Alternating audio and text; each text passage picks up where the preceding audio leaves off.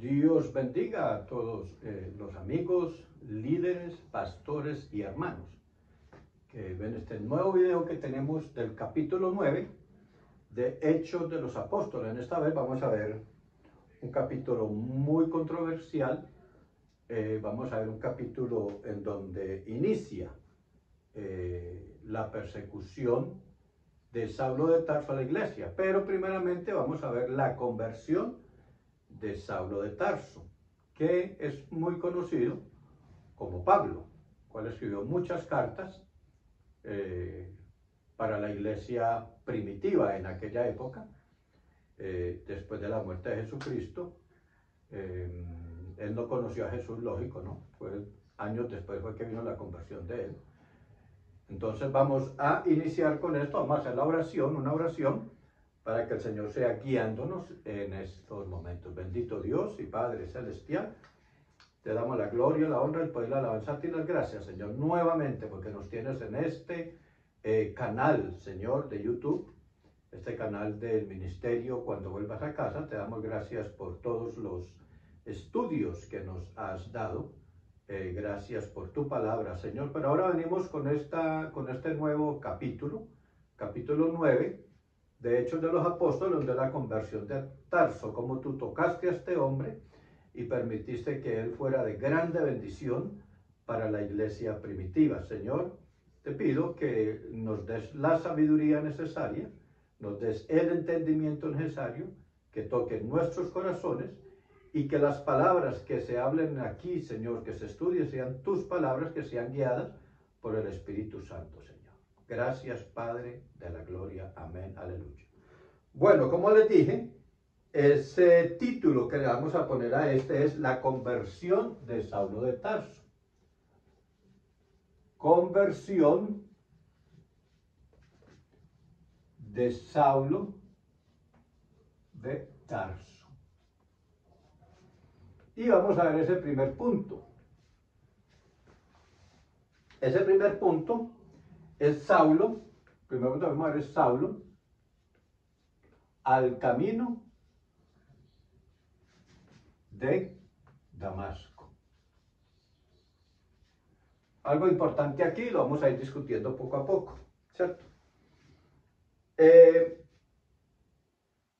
Vamos a mirar el punto A, la subdivisión, punto A, que sería el propósito de Saulo en viajar a Damasco.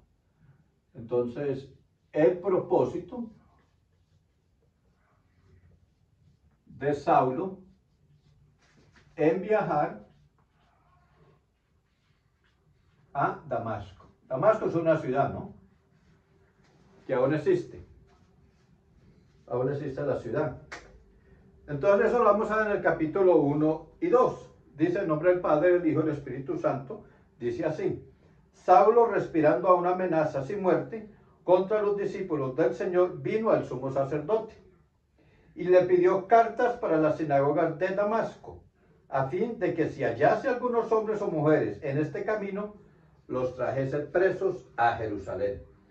Oiga que Saulo aquí, ¿cierto? Saulo aquí respira amenazas contra la iglesia primitiva, contra los que se habían convertido a Cristo. Aquí vemos cómo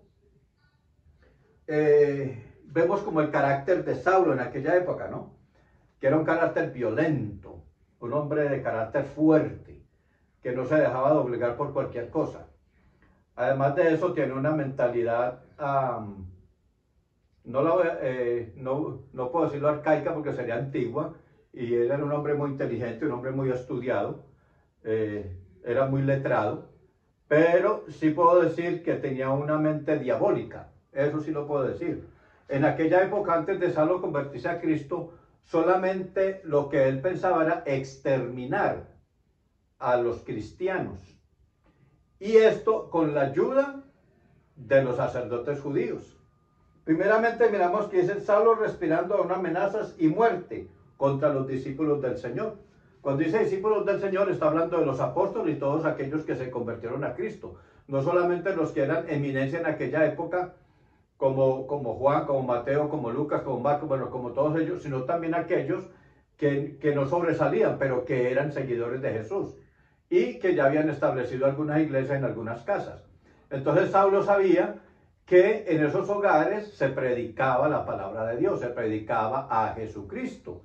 Entonces él aún, dice que aún, respirando aún amenazas y muerte contra los discípulos del Señor, vino al sumo sacerdote. Mire, qué importante esto, dice que vino al sumo sacerdote. Esto quiere decir de que Saulo de Tarso fue donde los sacerdotes judíos para que ellos le dieran carta, le dieran autorización de buscar en las sinagogas a ver si había alguno por ahí que fuera cristiano, ¿cierto? Entonces, aquí vemos que cuando Saulo hace el trabajo de perseguir a la iglesia, es bajo la aprobación directa de las autoridades religiosas de aquella época, ¿cierto?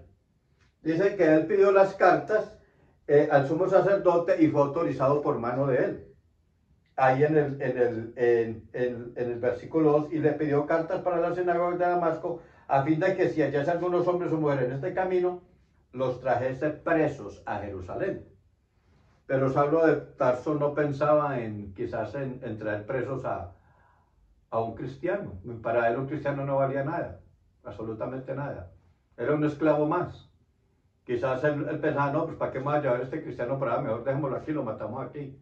Porque él, como dice el primer versículo, respirando aún amenazas y muerte. O sea que no solamente era cogerlos y llevárselo, también mataba a los cristianos. Mandaba con sus soldados, porque tenía legiones de soldados a cargo de él, que mataba a estos cristianos.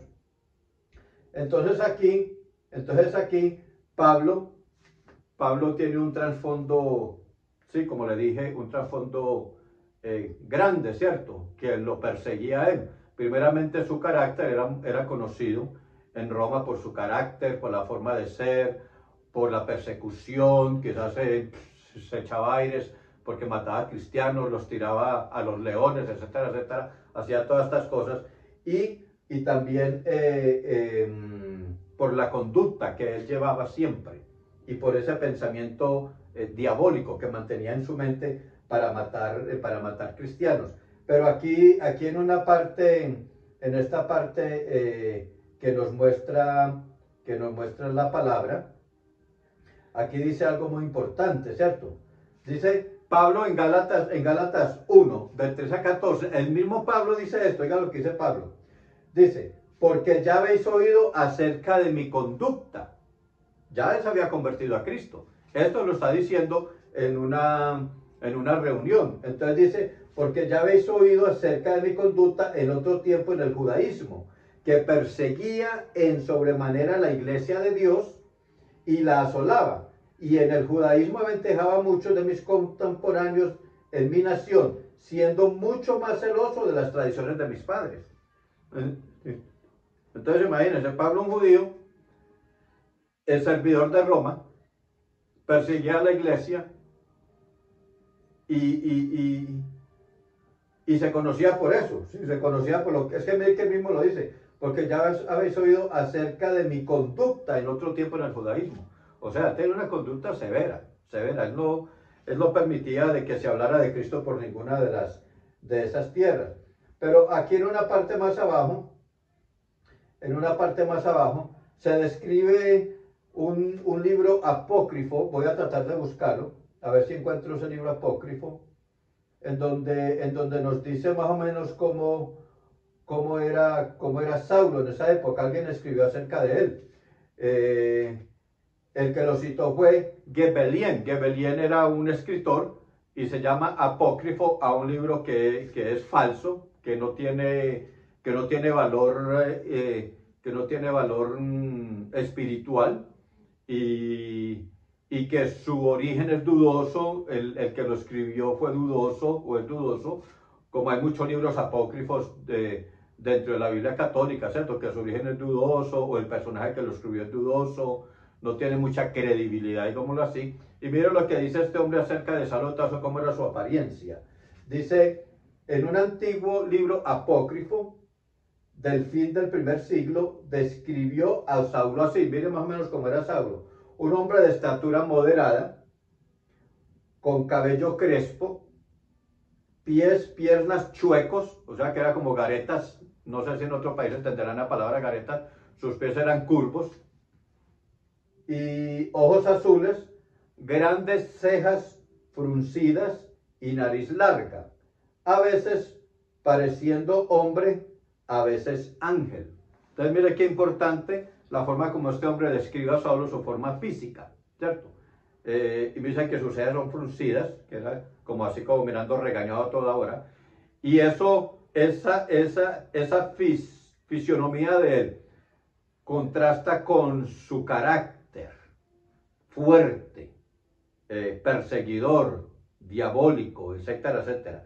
Entonces algo muy importante esa parte y quería resaltar eso porque es bueno saber acerca de más o menos cómo era Saulo de Tarso, aunque pues no hay fotos de él porque en la época no habían fotos, no existía eso, pero más o menos una descripción de cómo era este hombre.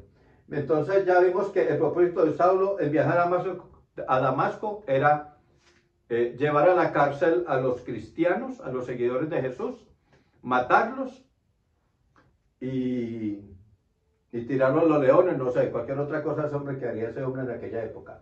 La parte B dice, Dios tuvo un encuentro con Pablo. Aquí es donde viene la parte bonita, la parte B.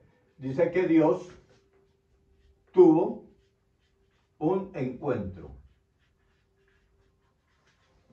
con Pablo. ¿Y por qué no lo decimos al revés? ¿Por qué no decimos que Pablo tuvo un encuentro con Dios? Porque Pablo nunca fue a buscar a Dios. Pablo nunca pidió buscar a Jesucristo. Pablo nunca se arrodilló o pensó siquiera eso. Fue Dios el que se acercó a Pablo. Dios fue el que se acercó a Pablo. Como Dios hace a nosotros. Cuando nosotros buscamos de Dios, Dios nunca se ha perdido. Dios siempre ha estado ahí. Sino que Dios nos encontró a nosotros. Nosotros no encontramos a Dios. Dios nos encontró a nosotros. Él nos permitió estar en sus caminos. Entonces, ese versículo del 3 al 6,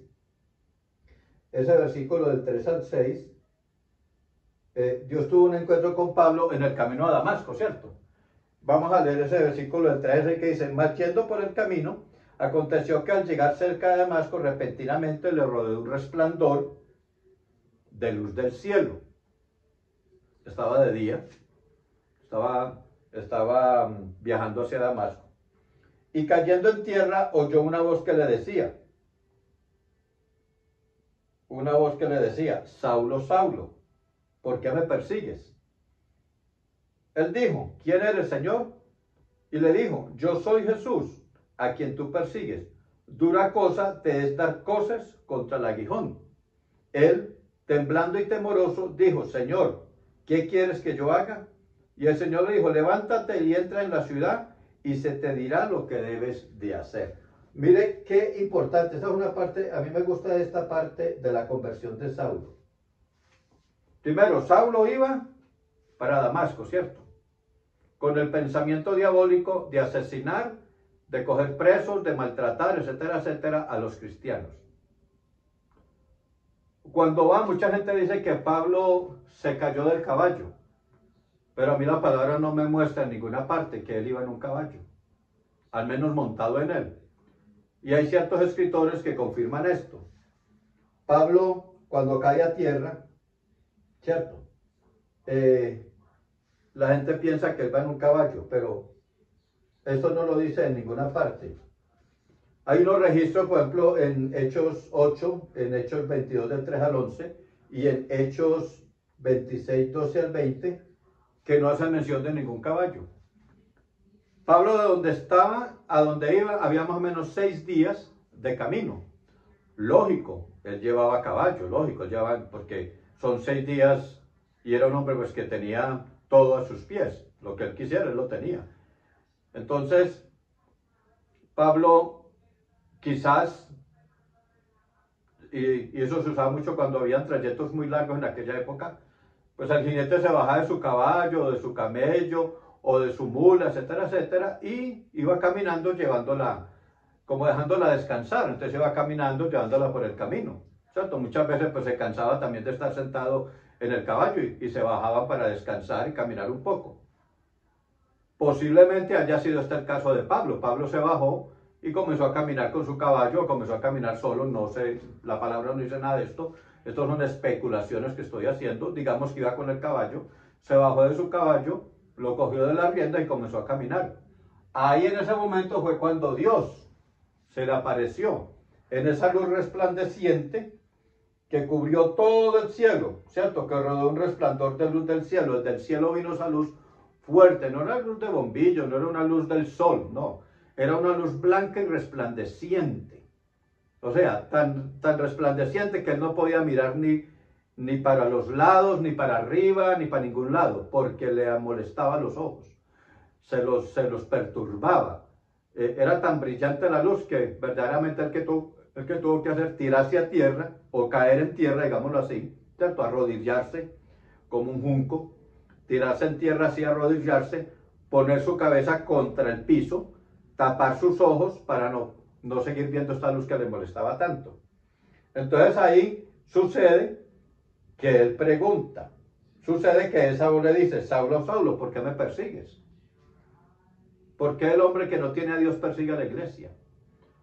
¿Por qué el hombre que no cree en Jesucristo o que es de otra religión, una religión tradicional, una religión del Oriente Medio, del Oriente Medio, de esos países en donde su religión tiene unas leyes de hombres, porque estas personas no permiten que el cristiano predique la palabra libremente? Saulo no permitía que eso lo hicieran en Damasco, ni en Jerusalén, ni donde él estuviera. Él no permitía que los cristianos predicaran en las calles, ni hicieran grupos, etcétera, etcétera, ni en las casas. Y ahora en este tiempo vemos eso, y se va a seguir viendo, y eso se sigue viendo desde que Jesucristo vino a la tierra y comenzó a predicar, él mismo fue perseguido. Entonces no nos extrañamos por eso, ¿cierto? Que seamos perseguidos a causa del Evangelio. Por eso Jesucristo le dice, Saulo, Saulo, ¿por qué me persigues? ¿Qué te he hecho yo que me estás persiguiendo? Cuando dice, ¿por qué me persigues? Está diciendo, ¿por qué estás persiguiendo a mis hijos? ¿Por qué estás maltratando, matando, metiéndote a las casas a cogerlos y a sacarlos de ahí y brutalmente pegándoles? ¿Por qué estás haciendo eso? Lo que se hace contra un hijo de Dios se le hace a Jesucristo. Si alguien hace algo contra ti, que eres hijo de Dios, no se lo está haciendo a ti. Físicamente se lo hace a ti, pero espiritualmente se lo está haciendo a Jesucristo. Y eso trae consecuencias. Entonces dice la palabra, entonces ¿qué hace Saulo? Asustado dijo, ¿qué quiere, Señor? ¿Cierto? Uno pregunta, bueno, ¿y esta luz de dónde viene? Y esta luz, yo tuve una experiencia sobrenatural, iba en un camión, no la voy a contar, sino iba en un camión y yo escuché la voz de Jesús, ¿cierto? Me quedé sin frenos, iba por una bajada en una carretera en los Estados Unidos, y yo escuché una voz audible que me dijo, métete por los árboles. Y al frente de mí había una curva, pero al frente en esa curva había unos árboles de pino, y era un barranco, una caída precipitosa, una bajada, como un abismo, entre comillas. En sí no era un abismo, pero más o menos digamos así. Y yo volví a escuchar la voz que me dijo, métete por los árboles. Yo me metí por los árboles y aquí estoy. Entonces Saulo también escuchó esa voz que le dijo, Saulo, Saulo, ¿por qué me persigues? Y esa voz, cuando él la escuchó, le dio paz, le dio tranquilidad, no le dio temor, porque la voz de Cristo no da temor, la voz del Espíritu Santo no da temor, no da miedo, da paz interna. Entonces él dice, ¿quién eres, Señor? Él le pregunta, ¿quién eres, Señor? Porque él no conocía a Jesús.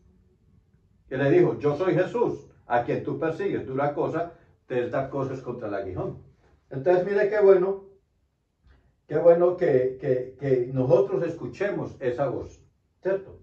Aquí Bruce dice, uno de los escritores, dice, los rabíes de la época de Saulo mayormente creían que Dios ya no hablaba directamente al hombre. Dios sigue hablando directamente al hombre, como hacían los días de los profetas. Sin embargo, creían que uno podía escuchar el eco de la voz de Dios, de lo que ellos llamaban la hija de la voz de Dios. Oiga, la hija de la voz de Dios. Algo inverosímil. La voz de Dios es la voz de Dios. Y si uno la escucha, la puede escuchar en el corazón, la puede escuchar en la mente o la puede escuchar audiblemente. Cualquiera de estas tres formas, Dios te va a hablar. Si tú lees la palabra, Dios te está hablando a través de esta palabra, a través de la Biblia. Esta es la voz de Dios. Y esta es la voz de Dios más certera y más profética. No hay que ir a buscar otra parte, sino aquí están las respuestas para nuestra vida. Pablo no conocía esto, perdón, Saulo no conocía esta palabra. Había escuchado de aquellos cristianos, de los milagros quizás y todas esas cosas, pero nunca se había puesto a meditar en ella. Pero le iba a tocar el tiempo en que sí lo tenía que hacer. Entonces cuando le pregunta, cuando Dios le dice, ¿por qué me persigues? ¿Cierto? Esa luz celestial hermosa lo sobrecoge a él, ¿cierto? Y Saulo se confronta con la verdadera naturaleza de su crimen. Ahí es donde él medita, ¿qué estoy haciendo yo? ¿Qué me pasa? ¿Por qué estoy haciendo esto? Entonces más adelante, ¿cierto? El Señor le dice, yo soy Jesús, a quien tú persigues, ¿cierto? Le dice ahí el Señor. Y después él le pregunta, ¿qué quieres que yo haga? ¿Qué quiere el Señor? ¿Qué sucede? ¿Qué es lo que pasa? Pero la parte que yo quiero ir, es cuando dice, dura cosa es dar coces contra el aguijón, porque muchas veces no entendemos esto, ¿cierto? Esta declaración de Jesús fue realmente una pequeña parábola de Saulo y su vida, dice este comentarista, ¿cierto? La inserción de dura cosa te es dar coces contra el aguijón. Y Señor, ¿qué quieres que yo haga? En Hechos 9, del 5 al 6 que acabamos de leer, es certero, pero no está en el texto original de Lucas, oiga. Estas frases fueron agregadas por escribas basándose en Hechos 22:10 y 26:14, quienes pensaban que estaba haciéndole un favor a Dios poniéndolas aquí. Entonces, esas frases que están ahí, donde dice dura cosa te es dar cosas contra el aguijón, fueron puestas después, ¿cierto? Porque en Lucas no se encuentra. Y este es Pablo. Lucas fue primero que Pablo, ¿cierto? Lucas sí estuvo con Jesucristo. Pero esto le sucede a Pablo, no le sucede a Lucas. Entonces, el aguijón, ¿qué era el aguijón? Uno piensa que el aguijón es un aguijón de animal, ¿no? Como el aguijón del alacrán, o el aguijón de la avispa, o el aguijón de la abeja. Pero en esa época el aguijón era un palo largo y extremadamente filoso, usado para hacer caminar al buey en la dirección que uno quería cuando araba. Uno lanzaba y picaba las piernas posteriores del buey con el aguijón hasta que el buey cooperaba. O sea, con ese palo le pegaban en las piernas de la parte de atrás, ¿cierto? Para que él se moviera, para que él se fuera yendo para el lado que la persona quería guiarlo. Y era un palo largo y filudo, o sea, tenía un filo que cuando tocaba la piel de ese animal, porque ustedes saben que el cuero es una parte muy dura, aún así lo pullaban, y cuando él sentía ese chuzón, entonces el animal comenzaba a moverse para el lado que el personaje quería que se moviera. Entonces esto es bueno saberlo, ¿cierto? Porque muchas veces los aguijones que el Señor nos da, no queremos sentirlos, pero muchas veces tenemos que sentir esos aguijones para nosotros enderezarnos y para que el Señor nos pueda llevar por el camino recto. Porque hay dos caminos, dice la palabra, que al hombre le parecen bien, que él va por ahí bien, ¿cierto? Que ese camino por el Nevado va bien, pero ese camino es el que es camino de perdición. Y si nosotros seguimos por nuestro camino, nos vamos a perder. Entonces Dios tiene que usar ese aguijón, esa vara larga, filuda, ¿cierto? Para podernos enderezar y meternos por el camino que es, por el camino de la salvación. Entonces, cuando dice dura cosa te es, esto demuestra el gran amor de Jesús. Él fue quien fue perseguido, mas su preocupación fue por el efecto que tuvo en Saulo. Qué corazón tan tierno tiene Jesús, y eso es verdad. El efecto que Cristo, o el efecto que Dios tuvo en el corazón de Saulo fue algo espectacular. Me imagino que ese corazón comenzó a revolvérsele, a sentir un dolor profundo en el momento en que él cae al piso, en el momento que esa luz llega a él, en el momento que él está desorientado y no sabe qué sucede, está con temor, con miedo, pero cuando llega esa voz apacible, hermosa, suave, dulce, que le habla, que le hace esa pregunta, Saulo, Saulo, ¿por qué me persigues?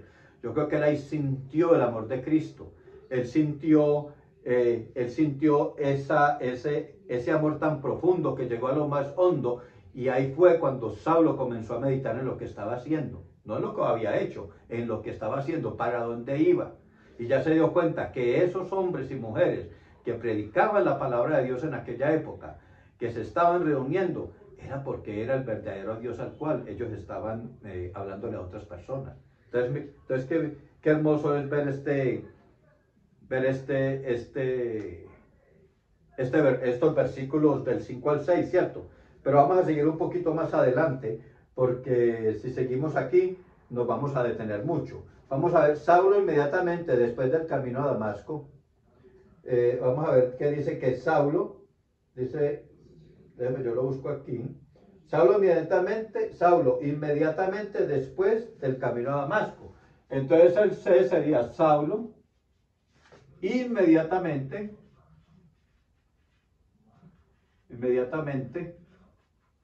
ahí como está así, inmediatamente después del camino a Damasco. Después del camino. Voy a poner solamente la D aquí y sabemos qué quiere decir Damasco, listo. Recuerden que esto lo vamos a dejar, esto que está acá lo dejamos ahí en los comentarios del video que vamos a montar más adelante. Eso lo vamos a ver en el versículo 7 y 9, y si me ha olvidado aquí colocarles a ustedes los versículos. Este primero dijimos que eran los versículos 1 y 2. Y este que está acá, a ver, yo miro una cosa, miramos a ver un momentico, devolvámonos. 1 y 2, sí. Y el B sería del 3 al 6, versículos 3 al 6. Y este que está aquí, este nuevo sería el versículo 7 al 9. Entonces aquí, versículo 7 al 9. Perdón que les tape ahí, que me atraviese ahí en la lectura mientras ustedes escriben. Pero como les digo, esto lo van a encontrar, esto que está aquí lo van a encontrar ahí en el video en la parte de abajo. Acuérdense suscribirse a nuestro canal para que sigan recibiendo estos videos. Más adelante vamos a ver Romanos y Mateos. Hay mucho que estudiar en la palabra y es bueno que ustedes nos acompañen en estos estudios que son bien importantes para llenarnos de la palabra de Dios. Entonces aquí en el versículo 7 al 9 nos dice la palabra: y los hombres que iban con Saulo se pararon atónitos, oyendo a la verdad la voz, mas sin ver a nadie. Entonces Saulo se levantó de tierra y abriendo los ojos no veía a nadie, así que llevándole por la mano le metieron a Damasco, donde estuvo 3 días sin ver y no comió ni bebió. Oye, esto sí se pone bueno cada vez que leemos la palabra, ¿cierto? Se pone más bonito. Entonces van los hombres con él, su cuadrilla, los que él usaba para ir a matar, etcétera, etcétera. Oiga, y bonito que estos hombres también escucharon esa voz. La palabra dice que sucedió con ellos. Solamente dice que esto los llevaron allá donde lo entraron a Damasco, ¿cierto? Y dice que estuvo 3 días pues sin ver. Pero imagínense ustedes, si usted escucha la voz de Dios, ¿qué haría usted? Como la escuché yo, ¿no? Ya, gracias a Dios, siendo ya cristiano. Pero estos eran inconversos, eran personas que no conocían de Jesús. Habían hablado de Él, habían escuchado de los prodigios y maravillas, y quizás lo pudieron haber visto. No sé qué época, en qué época pasaría esto. O estos hombres, o quizás estos hombres escucharon a través de sus papás, de sus abuelos, lo que había sucedido con Jesucristo. Porque ¿quién no ha oído hablar de Jesucristo? Hasta los musulmanes saben de Jesucristo. Hasta los hindúes saben quién es Jesucristo.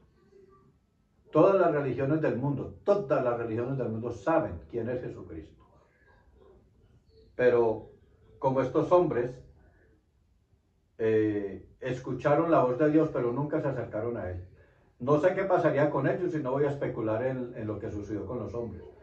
Pero bueno saber qué dice la palabra ahí. Y los hombres que iban con Saulo. O sea, habían varios, no había uno o dos, había muchos hombres que iban con Saulo a acompañarlo, que Saulo nunca viajaba solo, él viajaba con su legión de gente, de soldados, digámoslo así, etcétera, etcétera.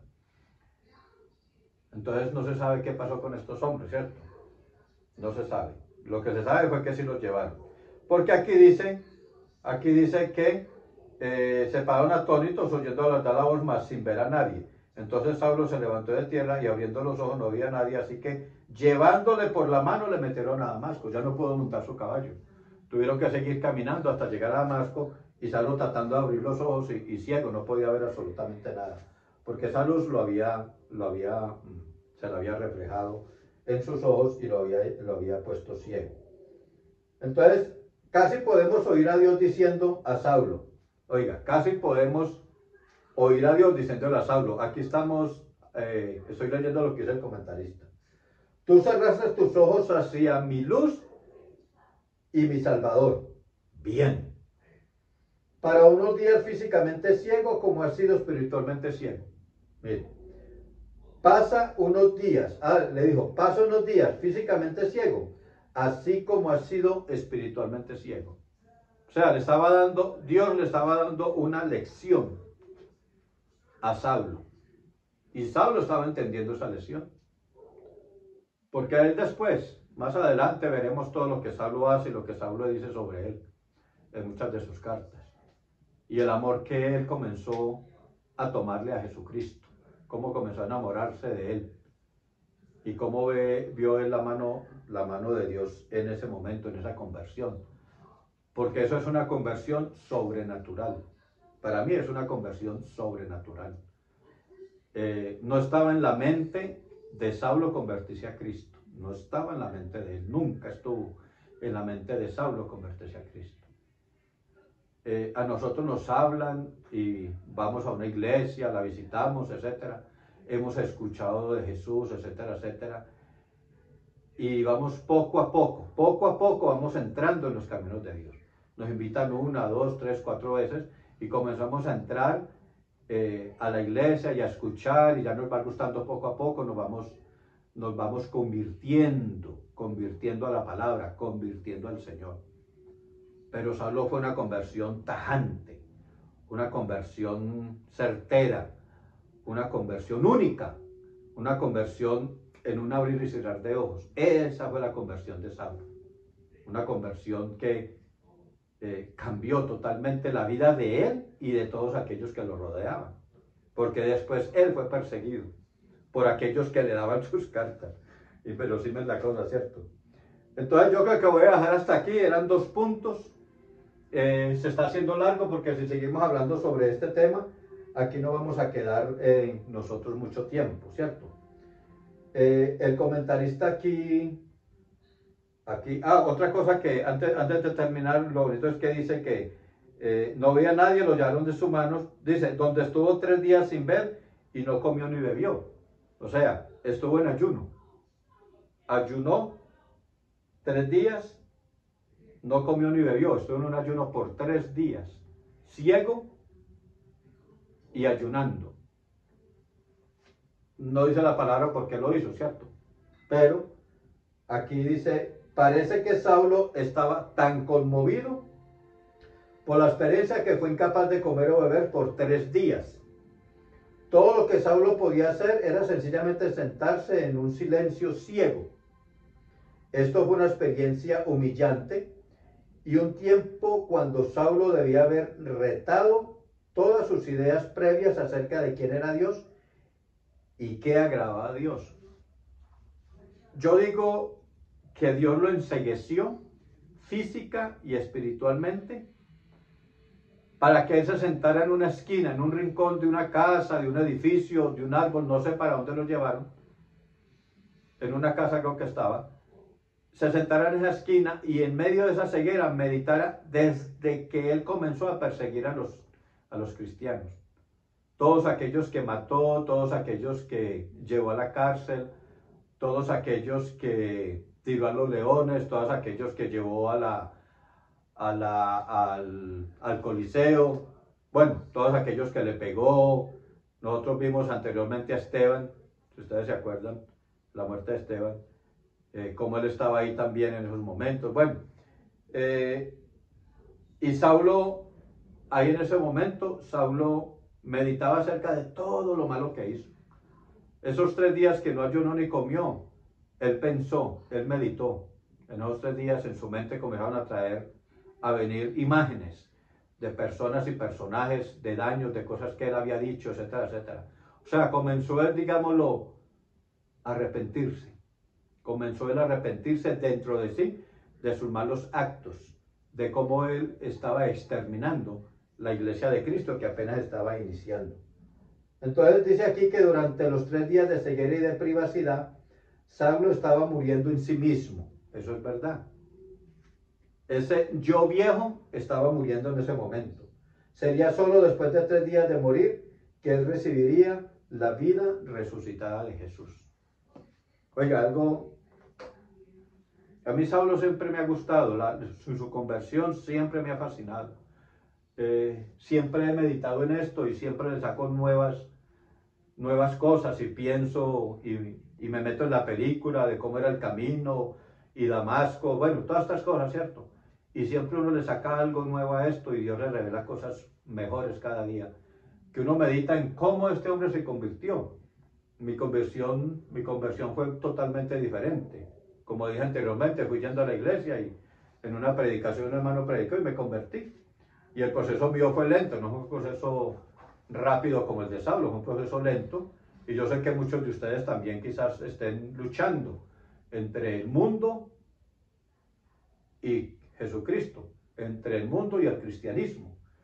Y uno tiene que enceguecerse al mundo. Uno debe de cerrar sus ojos espirituales al mundo y abrir sus ojos espirituales a Cristo, para que Cristo le muestre el camino que debemos seguir. Vamos a dejarlo hasta aquí, va a venir, entonces voy a ponerle aquí que este es el 9a, porque aquí van a ver, en este capítulo vamos a tener, yo creo que por ahí unos 3, quizás 4 videos de este capítulo 9, vamos a ponerle a este capítulo 9a. Yo les agradezco a ustedes por visitarnos, por visitar nuestra página. Acuérdense que estamos también en YouTube, allá en la parte de abajo están todas las redes sociales en YouTube. Estamos también. Así que vamos a seguir estos estudios. La otra semana, si Dios quiere y nos permite, vamos a estar hablando del capítulo del 9b, ¿cierto? Que en ese caso 9b sería Dios ministra a Saulo por Ananías. Ahí ya vamos a ver cómo ya sus ojos son abiertos, caen escamas de sus ojos, son abiertos. Ananías va y ora por él, etcétera, etcétera. Ahí vamos a ver esa parte también. Tratar de no demorarnos mucho en esto, pero vamos a ver. Así que Dios los bendiga. Gracias por escucharnos, gracias por vernos. Suscríbase a nuestro canal, comparta este video con otras personas de su iglesia que quieran aprender acerca de Hechos de los Apóstoles. En la parte de abajo de los comentarios de la descripción, ahí se deja el link de donde se saca este estudio para que ustedes también puedan pues, entrar y verlos, porque no quiero plagiar, ¿cierto? No quiero plagiar lo que otra persona ha escrito y se ha esforzado en hacer, en estudiar. Yo solamente saco este estudio para dárselo a ustedes, pero estas personas que han hecho este estudio, pues ellos merecen su mérito y no quiero plagiar ninguno de estos estudios que estamos haciendo. Dios los bendiga, muchas gracias por su atención. Vamos a hacer una corta oración de despedida y en el próximo video estaremos con Ananías. Bendito Dios, Padre Celestial, te damos gracias por estos hermanos, pastores, líderes, amigos, Señor, que ven este video, Padre mío. Yo te pido que sigas bendiciéndolos, guardándolos y protegiéndolos y que puedan seguir viendo nuestros videos a través de estos estudios. En el nombre de Jesús, amén. Dios los bendiga a todos y muchas gracias.